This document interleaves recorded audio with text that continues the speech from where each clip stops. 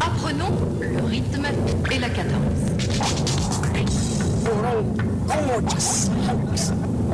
Et la cadence. Hi, this is QEV, a little corner of Big Fat Arts where we take a peek at queer European cinema on video.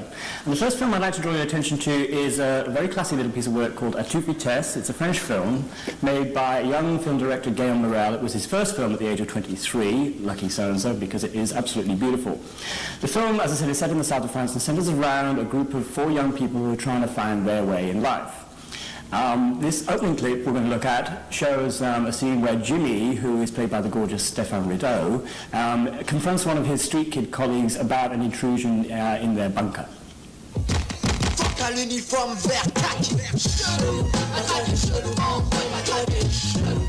Qu'est-ce que l'eau? Toi, bâtard! Qu'est-ce qu'il fout là? J'en sais, ton frère, tu connais? Non, je connais pas. Vous faites chier là! Bah, allez, tirez-vous! Qu'est-ce qu'il te prend? On peut parler comme une barre, quoi? C'est très bien, même pas qu'il y a des étrangers qui viennent. Non, mais tu le connais, c'est mon pote là. Et alors? Non, mais vous jouez à quoi là? Il est pas à la cité, c'est ça qui vous emmerde là? C'est pas Los Angeles, c'est Sydney Bronx, hein? Puis vous faites chier avec vos histoires de territoire là. Tout reste avec ton pote. Mais laisse tomber, Jimmy, c'est pas grave. Ah, Ouais, si. Attends, tu prends pour un bouffon ou quoi? Qu'est-ce que t'aimes dans le rap?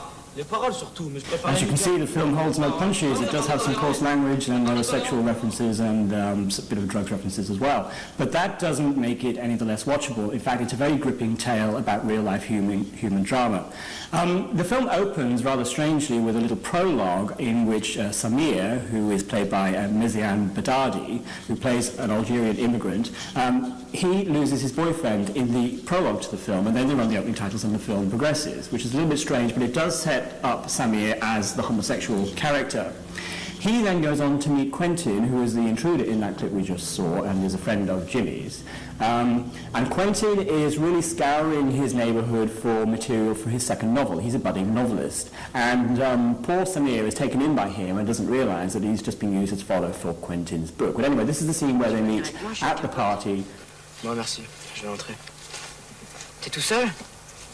Non, enfin si. Allez, salut.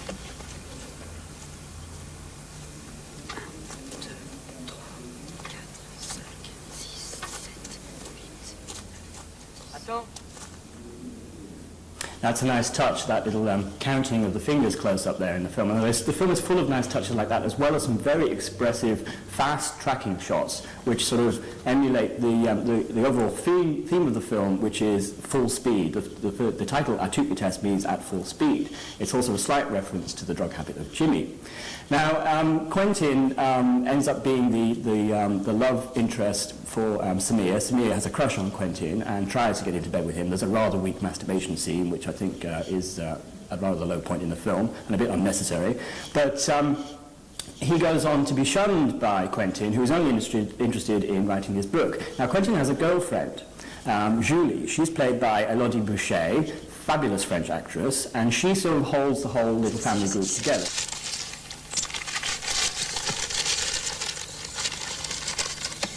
Merci. On va peut-être manger le gâteau maintenant, non? Oh non, mais j'ai plutôt envie de bouger. On fait que t'as installé autour de la table comme ça depuis des heures, non? J'ai un truc à vous proposer. Alors Quentin, tu montes en voiture avec moi. Jimmy, tu prends ta moto avec Samir derrière, on fait une course. Et on se fout en l'air. Tout de suite. Moi, je suis partant, hein. Enfin, moi, je me suis blessé en restant assis, alors en équilibre sur le moto. C'est pas drôle. Vas-y, tous les deux. And that chase sequence that they have in the car is one of the many fast-moving sequences that give the film its motion and its grip. It's set in some beautiful countryside in the south of France, beautifully, beautifully photographed. It is a masterclass for a first-time filmmaker. Now the story moves on. Jimmy is struggling with all sorts of things. He is trying to control the racial aggression that's around him. There's some racial tension between some of the street kids and Samir because he's Algerian and also because he's queer. Julie gets involved with Jimmy, but Jimmy ends up, because he's racing through life, he is the one that sees the world as a place that isn't as it should be.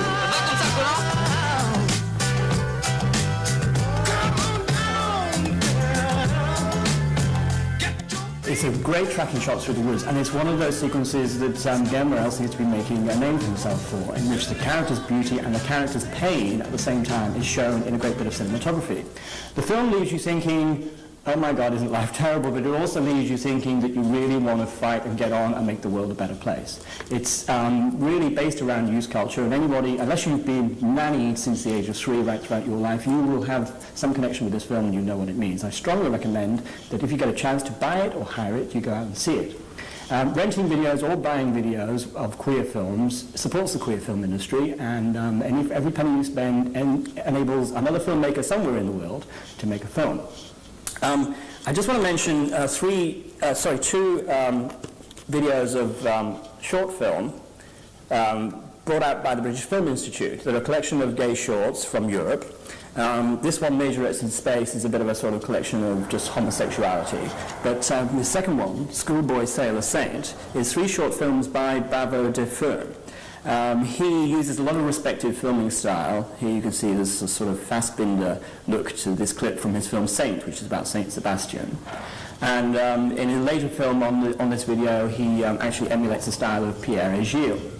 It's beautifully shot, very homosexual, and a great contribution to the queer film industry. And the British Film Institute have to be commended for searching through Europe for queer film to put out in these collections. So, shorts from the British Film Institute, available on video. That's about it for now. Next time I'll be talking about Les Voleurs, which is a lesbian film, or rather a French film with a lesbian content, starring Catherine Deneuve, who of course we all love. We're not worthy, Catherine, we're not worthy. So join me then. In the meantime, I'd like to thank the guys at Alternative Video for providing the films and letting us browse through their fabulous extensive film library over in Elstonwick. See you for now.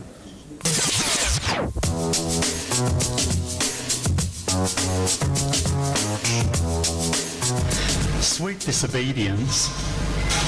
I deliberately misbehaved, pestered whoever sat beside me, threw spitballs across the room, anything to get his attention back to me. Of course, I had to be punished for my disobedience, right there before all my frightened and bewildered peers. Best of all was the hurt, uncomprehending look of his eyes as I forced him, time and again, to wound his abandoned lover. I would have done anything, endured any humiliation just to be bound to him one more time. My desire for him was pulverized by insanity. I was 11 years old, a stick of a boy. It began on the night boat back from Çanakkale in about 1968. I was with my family, my father, mother, little sister and older brother. We were in a small compartment with 2 long benches in it, and I think there were 2 other people besides us. There was also a young man sitting opposite me, staring.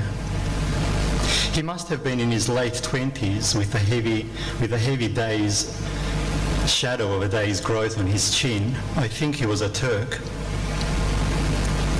It was still summer, for I was wearing my navy shorts with white shirt and my sandals. The man was full of questions about my family, and in all innocence I told him everything he wanted to know. I told him what it was like for a Greek to live in Turkish, on a Turkish island. The rains, the snows, the heat, the smell of a bed of mint in the morning, how primitive it was compared to Istanbul. It was the sort of conversation one has on such voyages with strangers one meets, with the certainty one will never see them again. All of a sudden we noticed everyone else was asleep, lulled to sleep by our whispering and the rocking of the boat. My father and brother had dropped off soon after we left Çanakkale. I whispered so as not to wake them up. If they heard me revealing our secrets to a stranger, they would have made short work of me. So the man and I were the only two still awake on this long voyage. And that was how the whole thing started, out of the blue, with just one look that frightened me, causing my heart to trip. In such a place, people don't have the language for such occurrences, so quite suddenly we stopped talking. We couldn't go on looking at each other. We were heavy in mind and body, torpid with sudden awareness. I suggested we get some shut-eye, and he agreed by nodding his head. I curled up on my seat and closed my eyes. I heard him get up and close the door as he left the compartment. I opened my eyes and looked at his empty seat. There was a slight impression of his behind, where he'd sat on the red plastic seat. I heard him open the door. I closed my eyes again and held my breath. He'd come back with a thin, wine-coloured blanket, which he spread over me, making sure to tuck my feet underneath it. I opened my eyes and smiled my thanks. In time, I too went to sleep. I awakened to his warm, rough hand on my legs, very slowly moving up my body. I opened my eyes ever so slightly. In the cold blue light coming from outside, I could see he was afraid, keeping one eye on the other passengers. Very slowly, I moved my body around, putting my feet against his legs. I gave myself to him, to his slow, mesmerizing touches escalating to a pitch between my thighs. It almost hurt, this little burst of pleasure. I think he almost cried out. I can still recall the coarseness of his trouser fabric. It's the only thing I can recall with any clarity out of that long ago summer. He went away again. The night noises returned. The engine was deafening, almost unbearable. Then he came back. He stroked me like this all night, first my bony chest, my stomach and thighs, in a kind of sleepy gentleness that was disturbing, as it stirred new desires within me. Sometimes his hand would hover over the tenting fabric of my shorts, then plunge to take the bait. All the time he held his breath, letting it out in slow, astonished jets against my face. His white hand was the only existing object in the darkness surrounding the little boat as it followed some star back to the harbour of Bozjada. In years to come, when I am confronted by darkness and silence, I will recall the swarthy Turk who put an end to childhood.